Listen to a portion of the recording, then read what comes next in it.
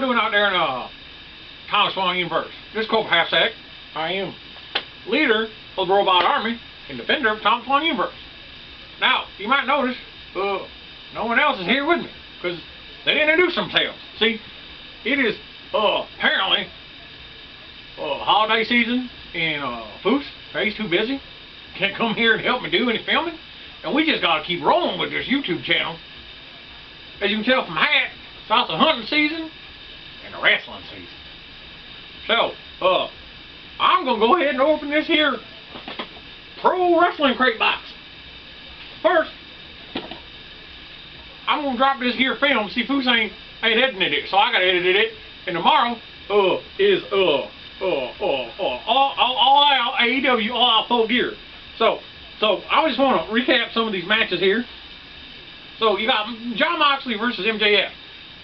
Well, Jon Moxley should have never left the belt. CM Punk should never got it. There was no point in that storyline. And then CM Punk wants to lie about stuff that happened in his past, start fights with Young Bucks, but that's in the past now. But again, Jon Moxley should not be fighting MJF for this belt because Jon Moxley should have never lost the belt. And MJF, he just won away and come back like he didn't care about nothing. You got Toni Storm versus Jamie Hayter for AEW Interim Women's Championship. Now, check this out here. I know Thunder Rosa's injured, but you should have a tournament. Stop all this interim shit, because then they got to come back and fight each other. I don't know if Thunder Rosa's going to have to fight Jamie or Toni Storm, and Thunder Rosa's probably going to win because she's been out, and you just can't take somebody's belt once they've been out. That just ain't right. You got the Ascension versus Swerve in all their glory. Now, I just watched the Ascension's video on YouTube. The music video was a little lowish, blowish, if you know what I mean. I mean, you got Keith Lee, who's a hell of an athlete, and then you got their the Acclaim rapping about how he looks like Cleveland Brown's son. I hope they Swerve in all that glory win tomorrow. But the problem with that is, those two guys come from WWE. You got Jon Moxley, he came from WWE. Next match is you got Chris Jericho, Claudio Castagnoli, also known as WWE. You got Daniel Bryan, or Bryan Danielson, whatever one you call him. And you got Sammy Guevara for the Ring of Honor Championship. This fight don't confuse the shit out of me.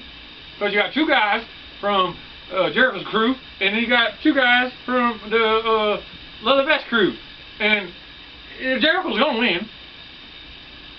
So, I would go down the rest of this, but all I got to say is, a lot of these are just matches that, like, okay, you got Britt Baker versus Paige. I'm going to call it Paige, because that's the name on WWE. It's like they just, AEW's going back and get all these WWE stars. Like, you got Jeff Jarrett and Sting going to fight tomorrow. You got frickin' Samoa Joe going to fight tomorrow. Death Triangle, who's got frickin' Neville, but he goes by Bastard Pack on AEW. There's a lot of people on AEW who, I feel, don't get a fair square, man. Like, first of all, I like no head to the Hardy Boys. And then let me go down this roster real quick. I'll run down this roster because I want to say, well, okay, so the first two I see is Jon Moxley and Thunder Rosa. Thunder Rosa's injured. The Acclaim, we already talked about them. Wardlow finally getting his run. But you got Orange Cassidy, finally got a belt. He's been with the company since the start. Let's talk about Adam Cole. He's injured, but he's from AEW. Adam Page, he's an original. He kind of gets washed away once in a while. You got Alex Renner from the Dark Order. Those guys, they ain't got nothing going on with their storyline. You got freaking El Dorado Del Rio. He came from freaking WWE. See what else I got here. Let me see. The Gun Club's pretty good, man, but that's Billy Gunn's kids. You know, Brian Cage, I don't know what happened to him. Brian Pillman Jr., man, let's slap belt on that kid, man. Him and his partner, they're a pretty good tag team. Half these people, though, like, you know, Cash Wheeler and Chris Jericho, Christian Cage, they all came from WWE at some point. So, that's just my rant about AEW and the fact that Tony Khan, I know you think you own AEW, I mean you do, but you don't go out playing football with the Jacksonville Jaguars. So maybe you should leave the wrestling and the booking to the wrestlers and the wrestlers who know how to book. So here we go now. we're gonna open this here pro wrestling crate. Now, seeing as how Boots left me hanging, I have, as you can see, a bunch of items I need to open. So, next week is War Games by WWE, so I will most likely open another box by myself. So the first thing we got here, and I'm going to do this differently than when Foose was doing it with me. Oh, this is pretty cool, man.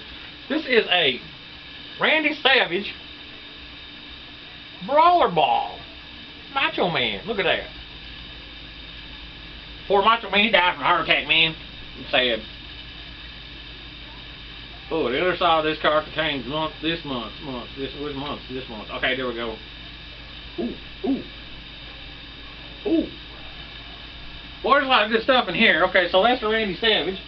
Got a couple good shirts here. I like Sting now. He's another one that should become a manager or a writer. You know, kind of old. I don't even get injured anymore.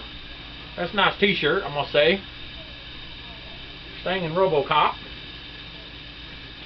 Holy hell! What the hell? Oh, hey, there's man. Look, check this out. We running with the wicked clowns in here, man. We got some ICP pins. Pro Wrestling Crate. Shout out to JCW.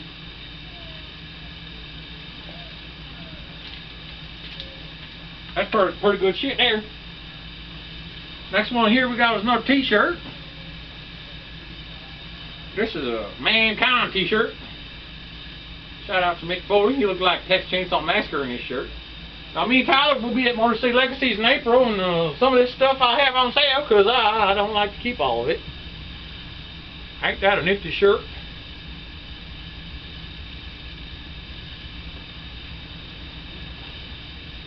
Oh, this is adorable. Oh, I don't think this is a variant. What is a Danhausen Micro Brawler? He looks like Frankenstein. That's so adorable. Set that there. I'll go ahead and when I'm done get a zoom of some of this stuff. Ooh, this is a backwards. Go ahead and set that up like that. Got a couple more things. We got a comic called Cryptic Closet. Pretty nifty. I know Tyler usually pans in on this for me, but like I said, apparently it's too busy of a season for him, and he can't come and do nothing with me now. And then we got some autographs. Oh, so fun fact: the comic book is by Abaddon. And Abaddon is going to be at Motor City Legacies this year. Now, I'm looking for the autograph. Oh. The autograph. Well, it's rather confusing, see? Because it says... Oh. I thought it said Warlord. It's Warlord.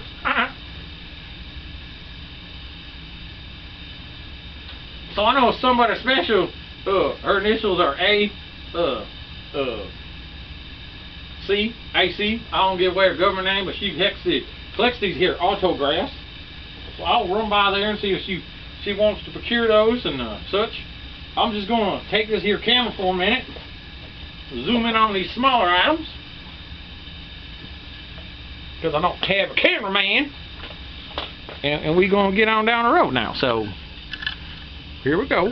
Hopefully I don't break the camera. Oh, there's a cap. I'm going to get the cap off the way. We got that there. Danhausen Micro Brawler. Shout out to the Detroit Spook Show and Time Travelers. We got us that there Insane Clown Posse Pen. Randy Savage.